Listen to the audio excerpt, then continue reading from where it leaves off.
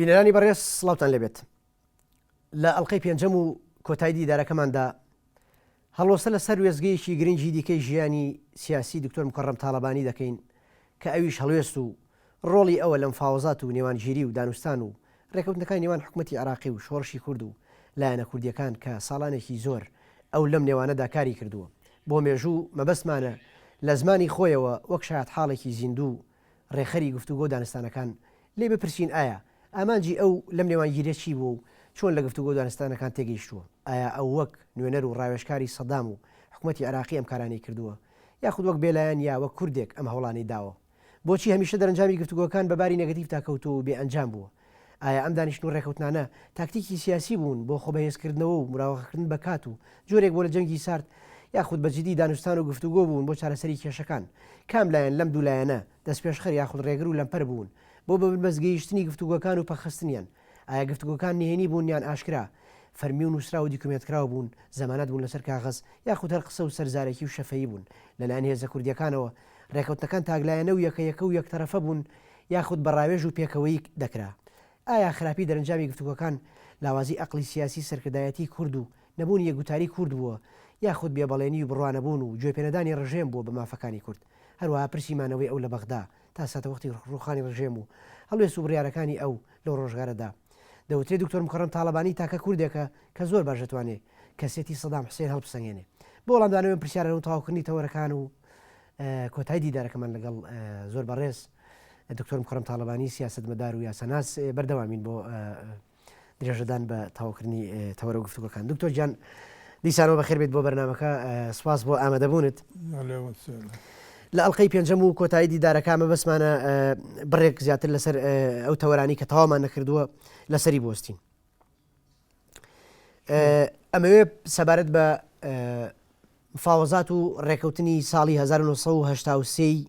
یەکێتی نیشتیمانی لەگەڵ حکومەتی ئەو کاتی عراقی هەڵوێست و بەشداری ئێوە لەو ڕێکەوتن و مفاوەزاتەیە چۆن بوو چۆن لی تێگەن ئێمە تەبان لەوە بەشدار نەبووین کە ئەوی نەکراوە لەوە زروفێکا بوو شەڕ لە بین عێراق و ئێرانە لە ینی شەڕێک گەورە ڕوویدا بوو مام جەلال و یەکێتی لە یەکێک لەو جەبهەکانە لەگەڵ ئێرانەکانەدایان لە یەکتری سەدام ئەمەی بە شتێ باشزانی بەڵێ وتەبان من تەرەفدارەوە بووم لە وەختەیە کە شەڕ ڕوویەدا من لە مۆسکۆ بووم کاڵزێکم نرد بۆ مام جەلال لە ڕێگای دکتۆر مەحموود عوسمانەوە ئەو وەختە لە مۆسکۆ بوو لە ئین بەڵێ ئینەوەم کردوتم شەڕێک لە بین عەرەب و لە بین عەجەما ڕوەدات ئێوە بۆ کوردستانەکەنە ساحەی شەڕ بەسەر کوردەکانە بشکێ ئێوە مووقفێ محاید بێسن بۆ ئەگەر لە دژی نابن مەبنە ئەوەی کە کوردستان بکەنە ساحەی شەڕ بازە لە شوویەکانیش لەو بڕوایەدا بوون کە مادامێک شەڕ لە گەلێک جێگە هاتۆتە ناو ئەرازی عێراقەوە شەڕ لە شەڕێک وەکوڵێت دوژمنایەتی لەگەڵ ئێران ئەبێتە شەڕێک ئازادکردنی ئەرازی عێراق ئەبێ حزب شیوعی بەشداری بکات لەوەیە تەبان حزب شیوعی ئەوەی پەسەند نەکرد و تشتێ عملیش نەبوو لە کاتێکا لەگەڵ سەدام حوسێنە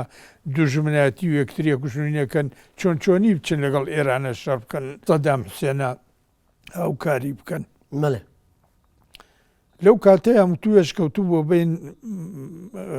یەکێتی و حزب باسەوە وەسیت لەو توێژەیە دکتۆر قاسم لوو بوو بەڵێ گەیشتنە نەتیجەیەکەوە سەدام ئەگەڕا بۆ هەموو هێزێک یارمەتی بدا لە دژ ئێران ئەو مووقفە کە وێسا ئەوەی لێکەدایەوە ئەگەر بێت و یەکێتی بە پێشمەرگە و بەمانەوە دژی ئێرانیەکان بێستێت ئەو سێفەیلەقەی کە بەرامبەر کوردەکان داناوە لە کوردستان ئەتوانێت بیان کێشێت و بینێرێتە جەبهەی تری دژی ئێرانەکان ئەتوانێت زاڵ بێ بەسەر ئێرانەکانە لە هینە بەڵام یەکێتی ئەوەی بۆ نابرایە سەر لەبەر چەنوەیەک ئەوە لەم بەتەنیا ئەمەی پێ ناکرا ئەگەر بێت و لەگەڵ سەدامشە بووە خۆ پارتی هەر شەڕی لەگەڵ حکوومەتدا کرد ئەبێک بە شەکلێ بێت کێشە بە لە هەموو لایەکەوەین بێ لەو وەختەیشدا شەڕێک ڕوویدا بوو لە بین شیوعیەکان و لە بین یەکێتی لە سەراشان کە ژمارە زۆر لە شیوعیەکانە کوژرا بە تشتێ ناڕەواش ئەو هێرشیان بردە سەر شیوعیەکان مووقفیان بەرامبەر یەکتری وانە بوو مووقفێ بێ هاوکاری بکەن لەو مەسەلەیە. ئەو اتفاقی کە لە بین یەکێتی و لە بین حکوومەت تاکرا حکوومەت لە زروفێکە وا بوو کە تەنازولاتێ زۆر بکە بۆ یەکێتی، بەڵام یەکێتی ئەو دوو حیزبە بوو، حیزب شیوعیە بوو، پارتیە بوو کە نەیانەتوانی هین بکەن، نەیانەتوانی بیبەنە سەر. داوایان لە حزب شیوعی کرد، حزب شیوعی موافقەتی نەکردە کە هاوکاری بکە لەگەڵیان، داوای لە پارتیە کرد هین نەکرد. حتا یەکێتی داوای کرد لە خالید بەگداش سکرتێر حزب شیوعی سووری بکەوێتە بین حزب شیوعی عێراقی و ئەوانەوە. خالید بەگداش وتێمە کێشەیەک ناو خۆتانە مەعایدی وێمە نییە، بێ خۆتان لە بین خۆتانە حەلیکەن. لەبەرەوە لەو کاتەیە هەردوو لا کەوتنە ژێر گوشارەوە. من لە نووسینیشە ئەوەم وتووە کە هەردوو لا کەوتنە ژێر گوشارێکە کە هەتمە سلێمانیش جارێک لەگەڵ ینی دەستگای ڕاگەیاندنەکان سلێمانیە گفتوگۆم کرد، ئەوەم بەیان کرد کە هەردوو لا کەوتنە ژێر گوشارەوە. لە کاتێکا چەند وەزیرێ تورک هاتن بۆ بەغا گوشاریان خستە سەر حکوومەت عێراق کە ئەو ڕێکەوتن نامەیە تەنفیز نەکە، لەلایە تریشەوە ئێرانیەکان گوشاریان خستە سەر یەکێتی کە ئەوەتین نەکە. لەبەرەوە ئەوە سەری نەگرت، ئەمان مەسئولیەتیانە خستە سەرەوان، ئەوانش مەسئولیەتیانە خستە سەرەمان، بەڵام نەکینە هەردوو لایەن دەسەڵات ئەویان نەبوو ئەو شتە تەنفیز بکەن. هەموو کوردەکانیش متەفیق نەبوون لەسەر ئەوە کە لەو ڕێکەوتن نامەیە بەشداری بکەن و بکەن. باشە، باسی ڕۆڵی قاسملووت کرد. قاسملوو لەم ڕێکەوتن نامەیە ڕۆڵی چی بوو، هەڵوێستی چی بوو؟ لەو ڕێکەوتن نامە تەمەنە سەدام حوسینیە بینی ئەو دوژمنایەتی لەگەڵ حکوومەت ئێران نبوو، خۆ لەگەڵ حکوومەت عێراقا نەبوو، وەکو یەکێتی و پارتی استفادەیان لە ناکۆکی بین ئێران و عێراقە کرد، ئەوش استفادەی لەو ناکۆکیە کرد کە عێراق داڵدەیان بدات و بتوانن بەرامبەر حکوومەت ئێران ئەگەر بکەونە چالاکیەوە. طبعا ئەوش تەرەفدارەوە نەبوو لەگەڵ حکوومەت ئێرانە شەڕ بکاوین بکە. حتا لە پاشەوەی ئەو ڕێکەوتن نامەیە بوو بە مام جەلالی تو مام جەلال من توم لەگەڵ سەدام حوسێن ئاشتەوە کرد، توش من لەگەڵ خومینی ئاشتەوە بکە. حتا مام جەلال لەگەڵ خۆیان بردوبووی لەگەڵ خومینیە دانیشتە بوون گەلێک بتوێژیان کردبوو. خومینی تو من مافی ئیسلامیەتتانە دەمێ مستعیدم بۆەوە قاسملووش کردبێ گاڵتە بوو مافی جوولەکەیشمان بدەرێ، هەر شتێکمان بدەرێ کە بزانین چیمانە دەیتێ. ئەو ئینە مووقفی ئەوە بوو کە من لە پاشەوە کەوتمە وەسیت لە بین حکوومەت و لە بین شۆڕش کورد لە هەشتاکانە. قاسملوو هات لەگەڵ منە دانیشت، ینی محاولەمان کرد کە تەنسیقێک بکەین چۆنی بتوانین لەو کێشەیە نەجاتمان بێت و بتوانین شتێ بۆ قەزەی کورد بکەین. قاسملوو دەوری ئەوە بوو کە شتێ بۆ کورد دین بکات، ئایا لە عێراق بێت ئایا لە ئێران بێ. باشە، ئەگەر دکتۆر مکەڕەم تاڵەبانی بەراوردێ بکات لە نێوان ڕێکەوتنامەی 11 ئازاری 1970 و ڕێکەوتنی 83 جیاوازی لە نێوان ئەو دوو ڕێکەوتنایە چییە؟ وڵای جیاوازێک وا زۆر نەبوو، بەڵام تەنها ئەو مووقفەی کە حکوومەت بەرامبەر خەزەی کورد لە کەرکووکەی گرت نەوعە بەڵێنێکی تیا بوو، بەڵام بەڵێنەکە زۆر وازەح نەبوو. سەدام حوسێن ئەویت من ناڵێم کەرکووک کورد نییە، ناشڵێم عەرەبە، بەڵام مەسلحەت وا ئیجابەکات ئیستاکە کورد مەربوط بێ بە حکوومەت مەرکەزیەوە. طبعا وای نەکرد کە ئەگەر بێت و کەرکووک ڕەبت بکاتە کوردستانەوە تورکیا مشکلەیە گەورەی بۆیانێتەوە. هەر لەو کاتەیشا بوو بڵند ئەجەوید و ئەردال ئینۆنۆ هاتنە بەغا لەگەڵ سەدام حوسێنە دانیشتنێکیان کرد لە تەلەڤیزیۆنە. من گوێم لێ بوو داوای کرد لە سەدام حوسێن وتی ئەگەر ئامادەن ئێوە ئۆتۆنۆمی بدەنە تورکمانەکان لە کەرکووک ئێمە لەگەڵ یان نەدانیشین پیانەڵێن لەگەڵ ئێوەیە هاوکاری بکەن دژی کوردەکان. سەدام حوسێن کە من لە ڕاگەیاندنەکەی ئێرەی لە سلێمانەیە باسەوەم کرد باس ئەو مەسلەیەم کرد کە گەڕامەوە سەدام حوسێن بینیوتن بۆ تاریخ پێتەڵێم ئەمان هات وایان وت منیش وامین کرد ئەگەر تورکمان ئەگەر کورد ئەمانە عێراقین عێلاقەیان بە تورکیا و چییە تورکیا بە چه حەقێکە و مداخلی ئیش داخلی ئێماکە ئەمش زانیم ئەوان حساسیتیان بەرامبەر چەند لیوایە کە لە سووریا هین کراوە وەکو سکەندەرونە چەندێک حساسیتیان هەیە وتم باشە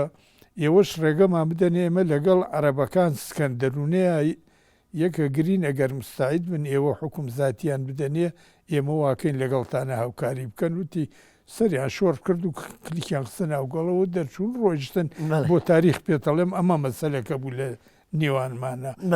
ئەوە بوو کە ئەڵێم کە هین بوو باشە دکتۆر مکەڕەم تاڵەبانی چی لە چارەنووسی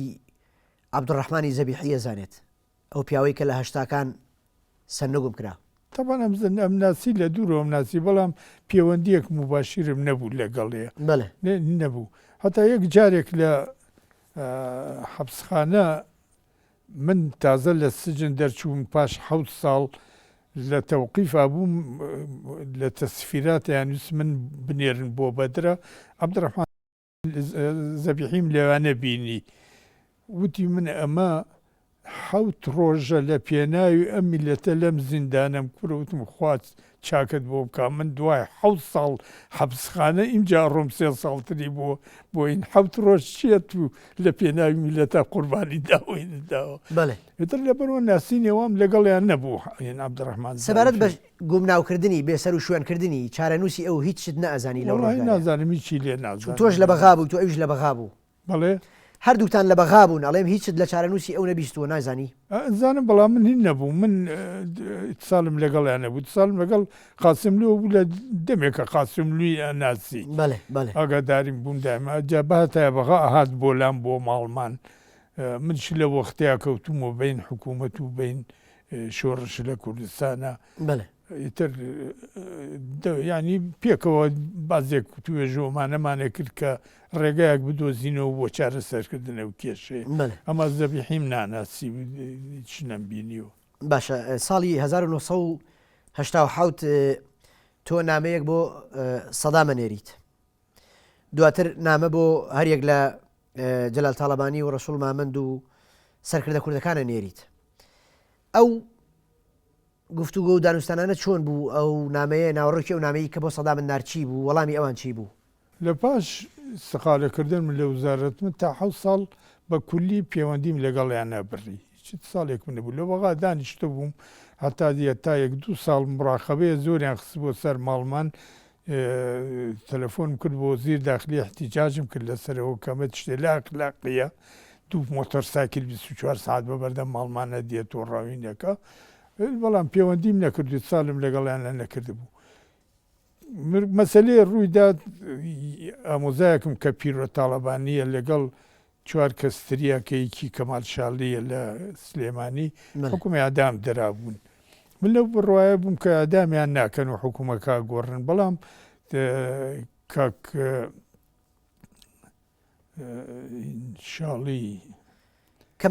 شاڵی هاتە لام ئێوارەیە وتی من چوومەتە وزارەت شوون قەزەیەک ئیش لە ئیش ترازاوە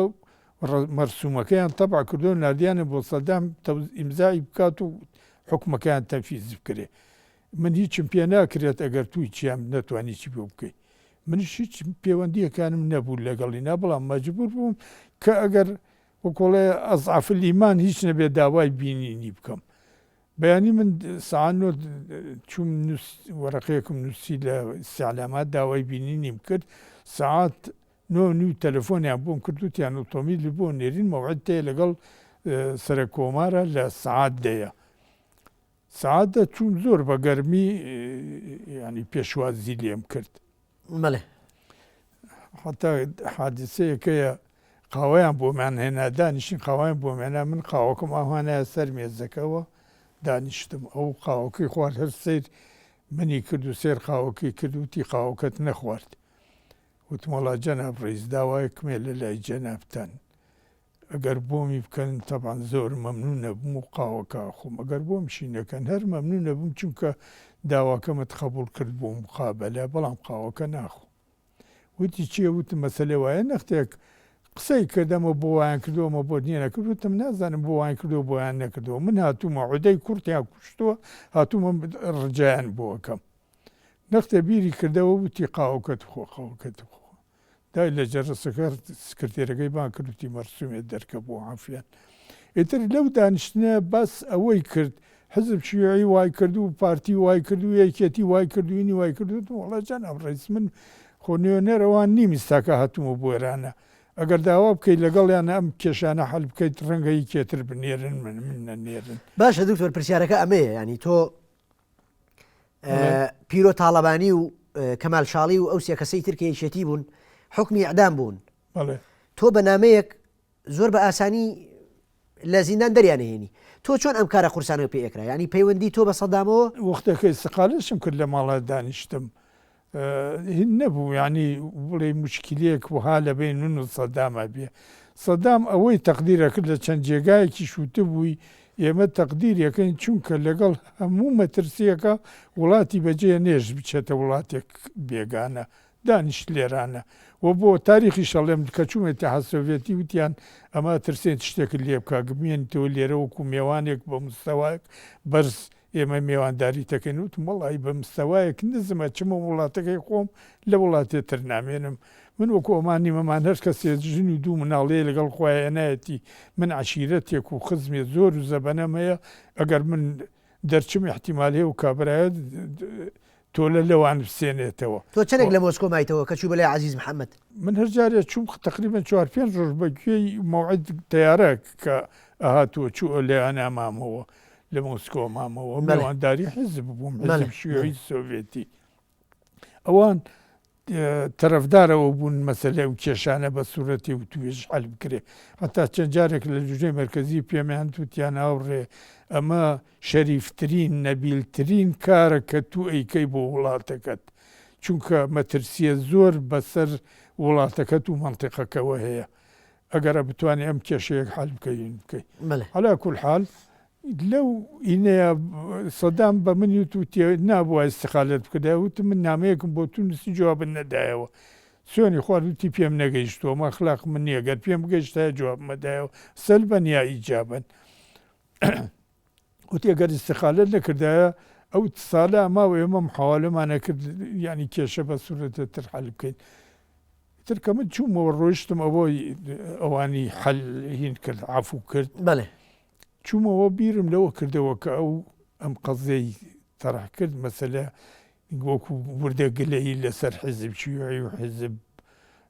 لەگەڵ پارتی دیموکرات و یەکێتی ئۆمانە بۆچی من شتێکی بۆ نەنووسم بڵێم بۆ ناکەونە و توێژ لە بین خۆتان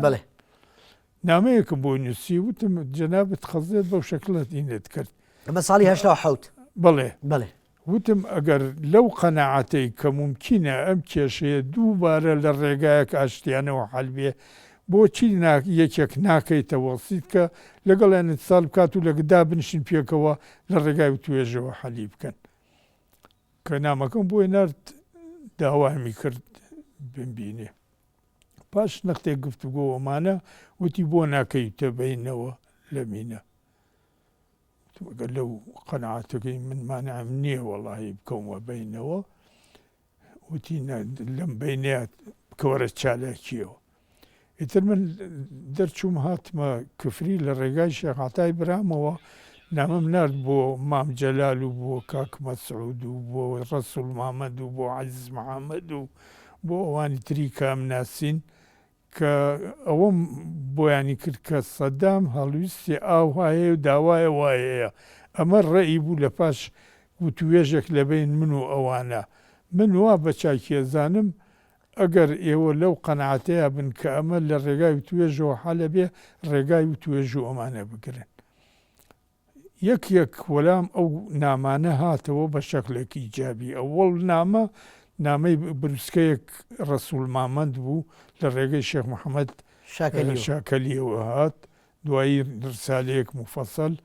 دوای جاکە نامەی جەماعەت مامجەلال خۆی لێوێ نەبوو نەوشیروان مستەفا و جەماعەتێک کۆسرەت و ئەوان دانیشتبوونەدا مەکتەب سیاسی وەلامیاندایەوە بە شەکڵی ئیجابی و لە عەزیز محەممەدیش بوو تەبعەن ئەم نامانە کە ئەڕۆیش دەسا و دەست تەقریبەن مانگێکی پێچوو هێشتا بەرەی کوردستانی دروست نەبوو تۆ ئەم کارت کرد نەخێر دروست نەبوو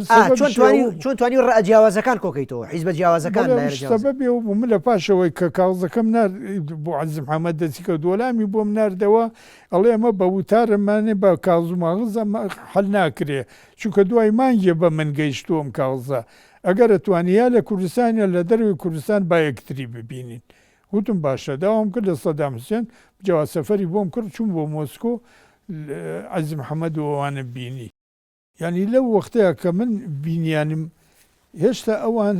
ڕێک نەبوون لەسەر شتێک بەڵێ مەبەستم ئەو پرسیارە بڵێ لەبەر ئەوان نەگەیشتنە نەتیجەیە کە هەمویان بڵێن بڵێ یەکێک ئەیانوت ئەمە شتێ باشە و بڵێ وایە بەڵام بڕیاریان نادا کە بچن بۆ وتوێژ منیش داوام لیانە کرد ئەگەر بێن بۆ وتوێژ بە تەنامەیەن بە وەفدێک یەکێتی بێن پێکەوە بێن هەمووتان چونکە سەدام حوسێن ئەوێ یەکێک تەریکتان بکاتەوە و بە وەکۆڵێ بە شتێک کەم ڕازیتان بکە لەبەرەوە داوا ئێوەمان لێ کرد لەبەرەوە چەند جارێک من ڕۆیشتم و چەند جارێک لەگەڵیانە کۆبوومەوە حتا چوومە لەندەن لەگەڵ برای مەحمەد شاکۆ بوومەوە لەگەڵ و شێرزێباریە کوبوومەوە هەمویان لەو بڕواایە بوون و شێرزێباری وتی کاک مەسعود زۆر سەلامت لێکات و زۆری پێخۆش بوو کە توو کەوتیتە بینەوە چونکە ئەتوان باشکەرە ڕێی خۆیان لەگەڵ تو ئاڵوگۆڕ بکەن بەڵام لەگەڵەوەی شانیان نەتوانی بڕیارێک بدەن کە بێنە و توێژەوە هاتن و چوون من هەر دەوامیە کرد لەسەر ئەوە هەتاکو ساڵنەوە تویەک لە پاش ئەوەی کە شەڕ کوێت ڕوویدا و ڕاپەڕین بوو پێشمەرگە هەموو کوردستانی و کۆڵی ئازاد کرد و کەرکووکی ئازاد کرد سەدام حوسێن ناردێ شوێن من کە بێم بۆ کوردستان محاولەیەوە بکەم کە ئینێ بدۆزمەوە بەڵام لە هەمان کاتیشە خۆی ئامادە کردبوو بۆی کوردستان داگیر بکات بەڵێ ئەمێ ئەو پرسیارە بکەم بڵێ لە یەکێک لە نامەکانی تۆ بۆ لایەنە سیاسیەکان کە ئینێری لە کۆتایی شوباتی 1970 بڵێ کە نامەکەی تۆ لە 5/3 ئەگاتە دەست ئەو لایەنانە ئەو دەما ڕژێمی بەعس سەدام حکوومەتی عێراق خۆی بۆ هێرشی بەربڵاوی ئەنفال ئامادە کرده بوو ئایا لەو کاتا ئەوەندەی تۆ ئاگاداری بۆکو دوکتۆر مکەڕەم تاڵەبانی جدیەت و ڕازگۆییەک لەو مبادەرەی سەدامە هەبوو بۆ گفتوگۆکردن یاخود ئەویست کورد فری و با وڵی تەبان ئەنفال و ئەوەی کیمەباران هەڵەبجای کارێک دوڕندانە و وەحشیانەیە بڵێ بەڵام معنای ئەوەیشی نییە ئێمەش مەسئولیەتمانتیانە کوردەکان مەسئولیت ئەمێ باسی ئەوە بکەین مەسئولیەتی کورد یەکێ لە مەسئولیت کورد ئەوەیە لە کاتێکە شەڕ لە بین عێراق و ئێرانە هەیە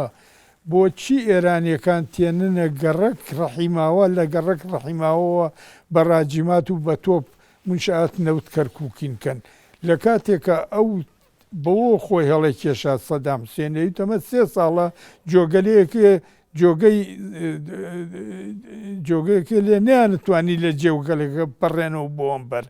ئەوان تێن لە سنوور عێراقەوە ئێرانیەکان تێننە گەڕک ڕەحیماوە لە ناو کەرکووک لێەوە بکەن کەرکووک گولەباران و موشکباران بکەن ئەمە یەکێک دووەم لە کاتێکە من بیستم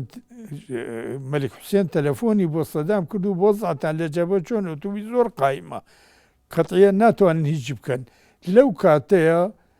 بە یارمەتی کوردەکان ئێرانیەکان هاتنە ناو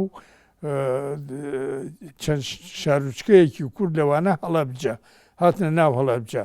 سەدامیشی ئاعتیبارێ کرد هەر کەسێ لەگەڵ جێش ئێرانیە بێت دوژمن عێراقا زۆر باشە زۆر باشە ببوورە پشوویە وەرەگرین و دواتر دێژە بە قسەکانمانێن بەڕێزان پشوویەک و پاشتر ئەگەڕێنەوە بۆلاتان